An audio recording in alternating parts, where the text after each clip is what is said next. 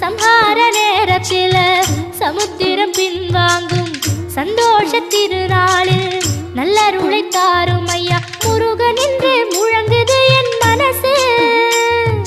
கடலை போல உன் கருணை பெருசு.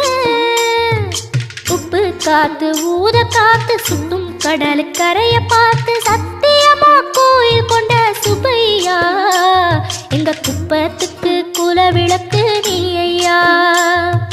திருச்செந்தூர் ஆண்டவனே வேல் முருகா தினம் உனக்கு நன்றி சொல்வோம் மால் மருகா.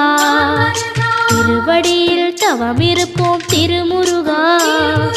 தீப்பெழுது நலமெனவே வடிவழ